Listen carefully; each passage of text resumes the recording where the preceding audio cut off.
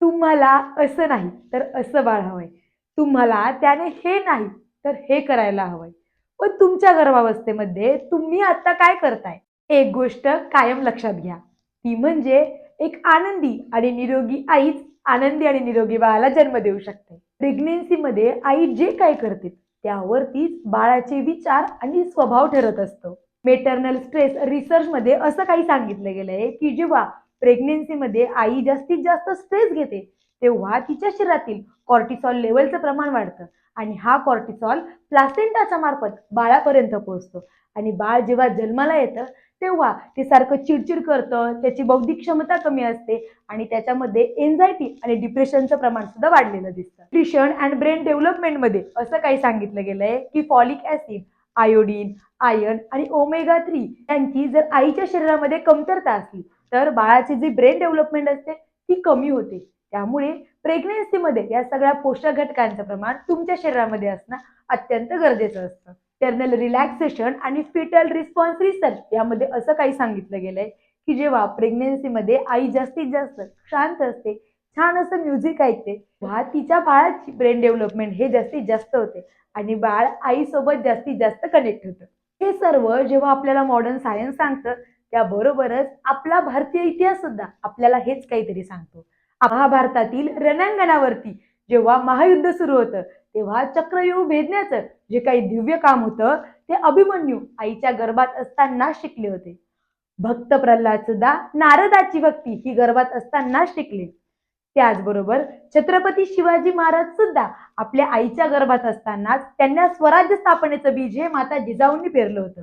त्यांना डोहाळे सुद्धा शस्त्रविद्येचेच लागले होते. पण या सर्वांपैकी आज आपण आपल्या गर्भावस्थेमध्ये काय करतोय? आपल्याला आपल्या ऑफिसमधून, आपल्या कामामधून आपल्या बाळासोबत कनेक्ट व्हायला आणि त्याच्यासोबत छान असं संवाद करायला आपल्याकडे वेळच नाहीये. त्याचबरोबर ज्यांच्याकडे हा वेळ आहे पण हा गर्भसंवाद कसा करायचा, आपल्या बाळाची जास्तीत जास्त ब्रेन डेव्हलपमेंट कशी होईल, त्याच्यासोबत कनेक्ट कसं व्हायचं हे अनेकांना माहीतच नाही. पण आता काळजी कसली करताय?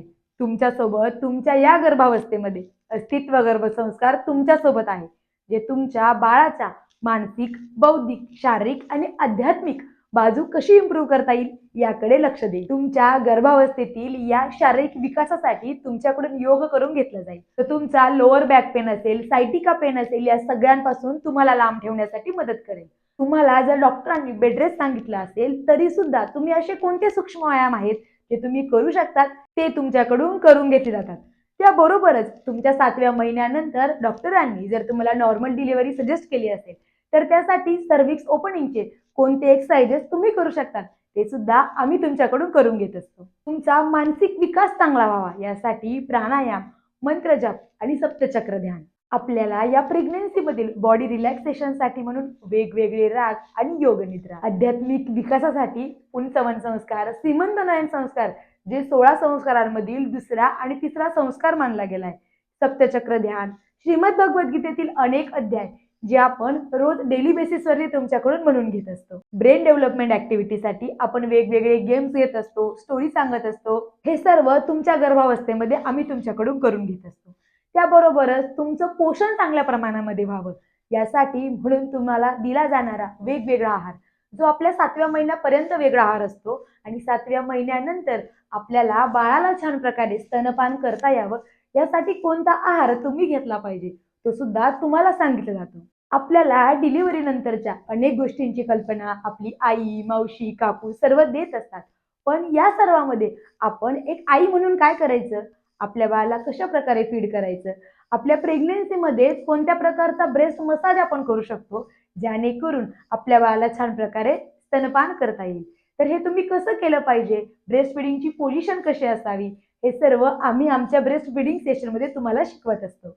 त्याचबरोबर बेबी केअर सेशनमध्ये बाळाने केली जाणारी वेगवेगळ्या कलरची पॉटी, त्या पॉटीवरून बाळाचं ठरणारं आरोग्य, बाळाचा केला जाणारा morning massage, night massage, colic massage, त्याचबरोबर बाळाला दिली जाणारी गुटी, त्यामध्ये बाळाला जर सर्दी झाली असेल, त्याला खोकला येत असेल तर तुम्ही कोणकोणत्या वेगवेगळ्या प्रकारच्या गुटी त्याला देऊ शकतात हे सर्व मार्गदर्शन आम्ही तुम्हाला 7व्या महिन्यामध्ये शिकवत असतो. बाळाचा ढेकर कसा काढायचा, डिलिव्हरी नंतर जर आपण बघितलं तर आज 100 पैकी 99% महिला या कॉन्स्टिपेशन मधून सफर होतात आणि त्या कॉन्स्टिपेशन नंतर आपल्याला पुढे जाऊन सफर करावं लागतं ते मूळव्याध सारख्या आजारांमध्ये. हा होऊ नये म्हणून कोणता आहार तुम्ही घेऊ शकतात, त्याचबरोबर तुम्हाला शेक कसा द्यायचा, आईचा सुद्धा मसाज कशा प्रकारे करायचा, आपल्याला डिलिव्हरी नंतर आलेले स्टिचेस असतील त्या स्टिचेसचा मसाज कसा करायचा आणि आपल्या बॉडीची रिकव्हरी जास्तीत जास्त प्रमाणामध्ये कशी करता येईल, हे सर्व आम्ही तुम्हाला तुमच्या 7व्या महिन्यामध्ये शिकत असतो, जेणेकरून येणाऱ्या पुढच्या डिलिव्हरीसाठी तुम्ही अगदी प्रिपेअर असतात. तुम्हाला सुद्धा तुमची प्रेग्नन्सीची ही जर्नी जर अतिशय सुखकर बनवायची असेल आणि तुमच्या स्वप्नातील बाळ तुम्हाला जर सत्यात हवं असेल, तर त्यासाठी आजच तुम्ही अस्तित्व गर्भसंस्कारला संपर्क करा.